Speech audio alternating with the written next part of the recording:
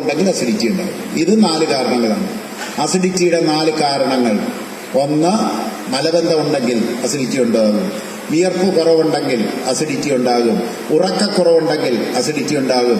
Tension ഉണ്ടെങ്കിൽ acidity ഉണ്ടാകും. ഇനി ഏതെല്ലാം ആഹാരമാണ് നമുക്ക് അസിഡിറ്റി ഉണ്ടാക്കുക എന്നുള്ളത് അറിയണം.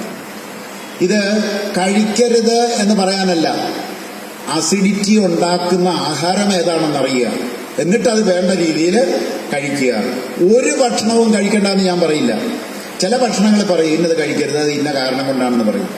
എന്ത് ഭക്ഷണവും കഴിച്ചോ, പക്ഷേ ആ ഭക്ഷണം എന്താണ് ഉണ്ടാക്കുന്നത് എന്ന് അറിഞ്ഞിരിക്കണം. അപ്പൊ അസിഡിറ്റി ഉണ്ടാക്കുന്ന ഭക്ഷണം ഏതൊക്കെയാണെന്ന് നോക്കാം. ഇറച്ചി, മീൻ, മുട്ട, പാല്. ഇത് അനിമൽ പ്രോട്ടീനാണ്.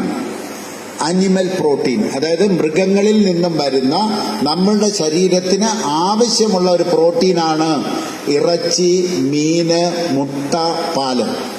ഇനി ഉഴുന്ന്, ചെറുപയർ, വൻപയർ, കടല, ഗ്രീൻ പീസ്, പരിപ്പ്. ഉഴുന്ന്, ചെറുപയർ, വൻപയർ, കടല, ഗ്രീൻ പീസ്, പരിപ്പ്. ഇത്രയും പ്ലാന്റ് പ്രോട്ടീനാണ്. അതായത് 2 സ്ഥലത്ത് നിന്നും വരുന്ന നമ്മുടെ ശരീരത്തിന് വേണ്ട പ്രോട്ടീനുകളാണ്. Animal protein, plant protein. ഇത് രണ്ടും നമ്മൾ നിരന്തരം കഴിക്കുന്ന ഒരു സാധനമാണ്. അപ്പൊ ഇതെന്താണ് ചെയ്യുന്നത് എന്നാണ് അറിഞ്ഞിരിക്കേണ്ടത്. അതായത് അനിമൽ പ്രോട്ടീൻ ആയാലും ശരി, പ്ലാന്റ് പ്രോട്ടീൻ ആയാലും ശരി, ഉഴുന്ന്, പരിപ്പ്, പയർവർഗ്ഗ ആയാലും ശരി, രണ്ടും ദഹിക്കേണ്ട ദഹനരസം എന്ന് പറയുന്നത് ഹൈഡ്രോക്ലോറിക് ആസിഡാണ്. പ്രോട്ടീൻ ദഹിക്കേണ്ട ദഹനരസം എന്ന് പറയുന്നത്, നമ്മളുടെ ദഹനരസം എന്ന് പറയുന്നത് ഹൈഡ്രോക്ലോറിക് ആസിഡാണ്. അതുകൊണ്ടാണ് ആയുർവേദം അതിനെ ജഠര, അഗ്നി എന്ന് വിളിക്കാൻ കാര്യം. പ്രോട്ടീൻ ദഹിക്കേണ്ട ദഹനരസം ഹൈഡ്രോക്ലോറിക് ആസിഡ്. അപ്പൊ ഇറച്ചിയും, മീനും, മുട്ടയും, പാലും, ചെറുപയർ, വൻപയർ, കടല, ഗ്രീൻ പീസ്, പരിപ്പ് ഇതെല്ലാം കൂടുതൽ കഴിച്ചാൽ ശരീരം കൂടുതൽ ഹൈഡ്രോക്ലോറിക് ആസിഡ് ഉൽപ്പാദിപ്പിക്കും. വേണ്ടേ? ദഹിക്കാനായിട്ട് കൂടുതൽ കഴിച്ചാൽ കൂടുതൽ ഹൈഡ്രോക്ലോറിക് ആസിഡ് ശരീരം തന്നെ ഉൽപ്പാദിപ്പിക്കും. പ്രോട്ടീൻ ഹൈഡ്രോക്ലോറിക് ആസിഡിൽ ദഹിച്ചു കഴിഞ്ഞാൽ എൻഡ് പ്രൊഡക്റ്റ് എന്ന് പറയുന്നത് യൂറിക് ആസിഡാണ്. അതിന്റെ ഒരു മാലിന്യം ഉണ്ടാകും ദഹിച്ചു കഴിഞ്ഞാൽ. അതിന്റെ മാലിന്യം എന്ന് പറയുന്നത് യൂറിക് ആസിഡാണ്. ഈ യൂറിക് ആസിഡ് മൂത്രത്തിലൂടെയും വിയർപ്പിലൂടെയും ശരീരം പരമാവധി കളയും. എക്സസ് വന്നാൽ അതാണ് ബ്ലഡിലേക്ക് വരിക. അപ്പൊ ബ്ലഡിലെ അസിഡിറ്റി ഉണ്ടാകുന്ന കാര്യം പിടികിട്ടിയോ? ബ്ലഡിലേക്ക് വന്നിട്ട് അസിഡിറ്റി ഉണ്ടാകും. അസിഡിറ്റിയെ പറ്റി നമ്മൾ പഠിക്കും. അസിഡിറ്റി pH ആണ്. 0 മുതൽ 14 വരെ, നടുക്ക് 7. pH എന്ന് പറയും. pH ന്യൂട്രൽ എന്ന് പറയുന്നത് 7 ആണ്. 7-ന് താഴെ പോയാൽ അസിഡിക്കാണ്.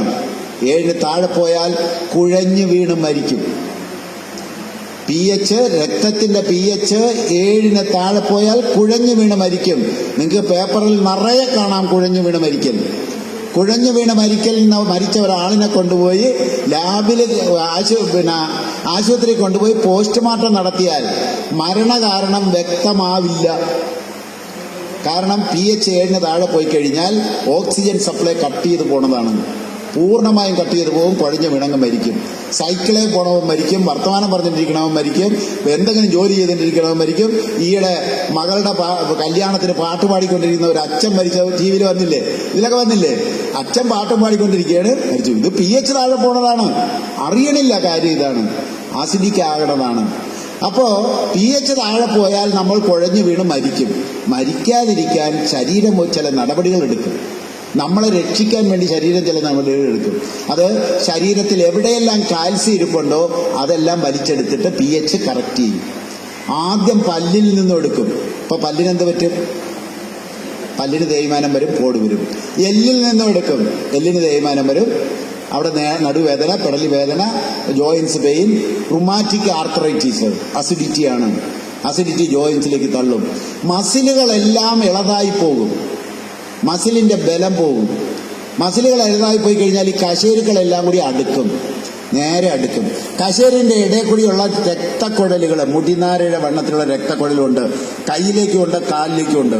അതിലെല്ലാം ജാമാകും. രക്തം അവിടെ ഓടില്ല. കൈകാല് കഴപ്പ്, സെർവിക്കൽ സ്പോണ്ടിലോസിസ്, നടുവേദന, ഇതെല്ലാം അസിഡിറ്റിയാണ്. സകല പല്ലിന് വേദന, പല്ലിന് കേട്, എല്ലിന് തേയ്മാനം, മുട്ടുവേദന, ജോയിൻസ് പെയിൻ, മസിലുമായിട്ട് കൈകാല് കഴപ്പ്, 100%. അതായത് 95% ഡിസീസും അസിഡിറ്റിയുമായിട്ട് ബന്ധപ്പെട്ട് കിടക്കുന്നു. മാലിന്യം കംപ്ലീറ്റ് രോഗം ഉണ്ടാക്കും, അസിഡിറ്റി കംപ്ലീറ്റ് രോഗം ഉണ്ടാക്കും. നിങ്ങളുടെ രക്തം അസിഡിക് ആയി കഴിഞ്ഞാൽ, രക്തക്കുഴലിലൂടെ ഒഴുകുന്ന രക്തം അസിഡിക് ആയാൽ രക്തക്കുഴലിന്റെ ഉള്ളിൽ തേയ്മാനം വരും. തേയ്മാനം വരുമ്പോൾ ലിവർ എന്ത് ചെയ്യും? ഇച്ചിരി കൊളസ്ട്രോൾ ഉണ്ടാക്കും. എന്നിട്ട് ഇതിനകത്ത് കോട്ടിങ് നടത്തും രക്തക്കുഴലുകളിൽ. ആ കോട്ടിങ് കട്ടിപിടിച്ച് ഒരു പ്രാവശ്യം അടയും. അപ്പോൾ ഹാർട്ട് അറ്റാക്ക് വരും. പിന്നെ ലിവറിനകത്ത് സ്റ്റോർ ചെയ്യും, ഫാറ്റി ലിവറായി. ദഹനം പ്രോപ്പറായിട്ട് നടക്കില്ല. സകല പ്രശ്നങ്ങളും അസിഡിറ്റിയുമായിട്ട് ബന്ധപ്പെട്ടിട്ടാണ്. അപ്പൊ എന്താ ചെയ്യുക? നമ്മൾ എന്താ ചെയ്യുക? അസിഡിറ്റി ഉണ്ടാകാതിരിക്കാനുള്ള നടപടി എടുക്കുക. ഇപ്പൊ 2 കാര്യങ്ങൾ മനസ്സിലായി. മലബന്ധം ഉണ്ടെങ്കിൽ അസിഡിറ്റി, വിയർക്കാതിരുന്നാൽ അസിഡിറ്റി, ഉറക്കക്കുറവുണ്ടെങ്കിൽ അസിഡിറ്റി, ടെൻഷൻ ഉണ്ടെങ്കിൽ അസിഡിറ്റി. ഭക്ഷണം ഇറച്ചി, മീന്, മുട്ട, പാല്, പിന്നെ അതുകൂടാതെ ഉഴുന്ന്, ചെറുപയർ, വൻപയർ, കടല, ഗ്രീൻ പീസ്, പരിപ്പ്, ഇതെല്ലാം അസിഡിറ്റി ഉണ്ടാക്കുന്ന ഭക്ഷണമാണ്. അതുകൂടാതെ ഏറ്റവും ഇഷ്ടമുള്ള ഒരു സാധനമുണ്ട് എല്ലാവർക്കും ഇഷ്ടമാണ്, ഡോക്ടർമാർ നിർദ്ദേശിക്കുന്ന ഒരു ഭക്ഷണമാണ് ഇഡ്ഡലിയും ദോശയുടെ പുളിയുണ്ടല്ലോ, അത് അസിഡിറ്റിയാണ്. അസിഡിറ്റി ഉള്ളവർ ഇഡ്ഡലി, ദോശയും കടലയും കൂടി കൂട്ടി കഴിച്ചാലേ വിവരം അറിയും. ചിലപ്പോൾ കുഴഞ്ഞു വീണെന്ന് വരും. അതായത് ഇഡ്ഡലിയും ദോശയും പുളിയുള്ള, നല്ല പുളിയുള്ളത്. ജോലിക്ക് പോണ വീടുകളിൽ ഞാൻ കണ്ടിട്ടുള്ളതാണ്.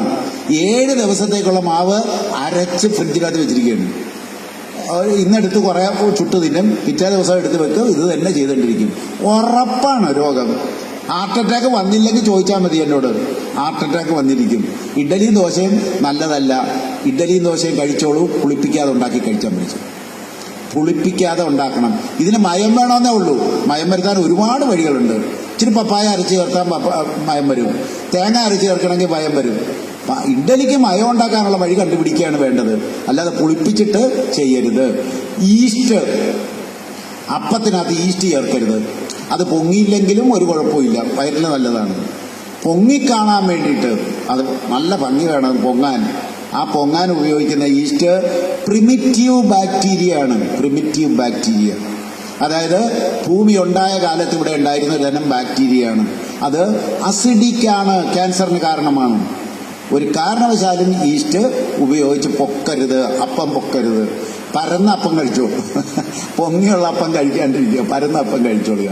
ഇത്രയും കാരണങ്ങളാണ് അസിഡിറ്റി ഉണ്ടാക്കുക. അപ്പൊ ഇതെങ്ങനെ പരിഹരിക്കും? ഇറച്ചി, മുട്ട, മീന്, പാല്, ഇതിന്റെ അളവ് എന്തായിരിക്കണം? കുറച്ച് കഴിക്കുക. അതിന്റെ അളവ് കുറയ്ക്കുക. ഇറച്ചിയും മീനും മുട്ടയും കഴിച്ചു, ഇഡലിയും ദോശയും കഴിച്ചു, അതിന്റെ കൂട്ടത്തില് ഇഡലി ദോശ ഉഴുന്ന് ചേർത്ത് കഴിച്ചു, പരിപ്പ് കറിയും കൂടി വെച്ച് കഴിച്ചു.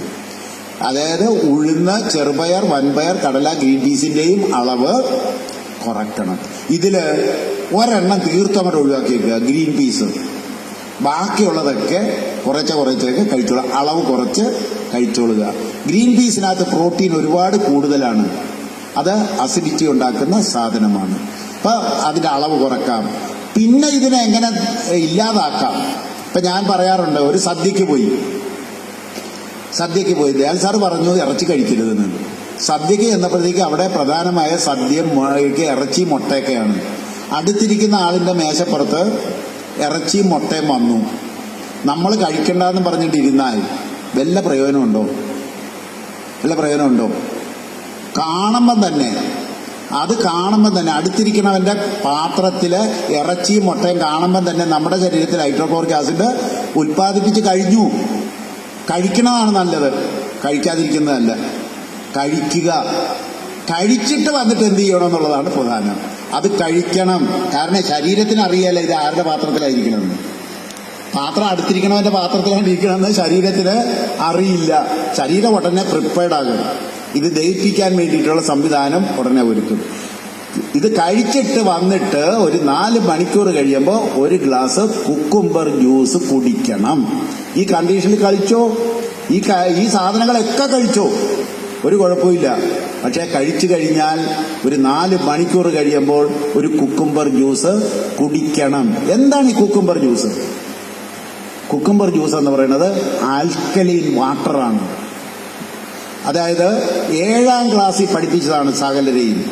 ആസിഡും ആൽക്കലൈനും കൂടി ചേർന്നാൽ ന്യൂട്രൽ പച്ചവെള്ളമാകുമെന്ന്. പക്ഷേ അത് വീട്ടിലെ പ്രയോഗത്തിലേക്ക് വരണില്ല. ഇതേ ഉള്ളു കുഴപ്പം.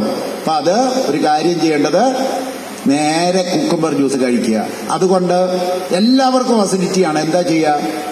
രാവിലെ വെറും വയറ്റില് ഒരു കുക്കുംബർ ജ്യൂസ്, ഒരു 6-7 മണിയാകുമ്പം രണ്ടാമതൊരു കുക്കുംബർ ജ്യൂസ്, രാത്രി കിടക്കുന്നതിന് മുമ്പ് ഒരു കുക്കുംബർ എടുത്തിട്ട് തൊലിയെത്തി കളഞ്ഞ് കടിച്ചങ്ങ് തിന്നുക.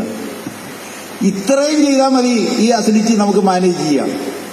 അതായത് രാവിലെ ഒരു കുക്കുംബർ ജ്യൂസ്, ഫ്രഷ് ജ്യൂസ് വേണം. തൊലിയെത്തി കളയുക, അല്ലെങ്കിൽ വീട്ടിൽ തന്നെ കൃഷി ചെയ്തുണ്ടാക്കണം. തൊലിയെത്തി കളഞ്ഞിട്ട് അരിഞ്ഞ് മിക്സിയിലിട്ട് വെള്ളം ഒഴിക്കരുത്. അതിന്റെ ഫ്രഷ് ജ്യൂസ് തന്നെ വേണം. അതിനകത്ത് നേരത്തെ പറഞ്ഞ പോലെ നാരങ്ങ പിഴിയരുത്, ഉപ്പിടരുത്, ഒന്നും ചേർക്കരുത്. ഒന്നും ചേർക്കാതെയുള്ള കുക്കുംബർ ജ്യൂസ് 1 ഗ്ലാസ് രാവിലെ വെറും വയറ്റിലും വൈകുന്നേരം ഒരു 6-7 മണിക്കും കഴിക്കുക. ഒരു കുക്കുംബർ രാത്രി കടിച്ചു തിന്നുക. ഇത്രയും ചെയ്യാമോ? എന്താ പ്രയാസം? എല്ലാ പ്രയാസമുണ്ടോ? ഒരു പ്രയാസമില്ല. അസിഡിറ്റി ബാലൻസ് ചെയ്യാം. എല്ലാ അസിഡിറ്റി ഉള്ള സകലരും അസിഡിറ്റി ഇല്ലാത്തവരും. വേവിച്ച ഭക്ഷണം കഴിക്കുന്ന സകലരും ഇത് ചെയ്തിരിക്കണം, കമ്പൽസറി. വേവിച്ച ഭക്ഷണമാണ് നിങ്ങൾ കഴിക്കുന്നത് എങ്കിൽ എല്ലാവരും ഇത് ചെയ്യാൻ ബാധ്യസ്ഥരാണ്. കാരണം ബ്ലഡ് അസിഡിക് ആകാതിരിക്കാൻ, രോഗമുണ്ടാകാതിരിക്കാൻ, പല്ല് തേഞ്ഞു പോകാതിരിക്കാൻ, മുട്ടിന് ജോയിന്റ്സ് പെയിൻ വരാതിരിക്കാൻ, റുമാറ്റിക് ആർത്രൈറ്റിസ് വരാതിരിക്കാൻ ഇത് കഴിച്ചേ പറ്റൂ. തീർന്നില്ലേ? രോഗം തീർന്നു. സകല രോഗവും മാറ്റുന്ന 2 വഴികൾ പഠിച്ചു കഴിഞ്ഞു. ഇനി ന്യൂട്രീഷണൽ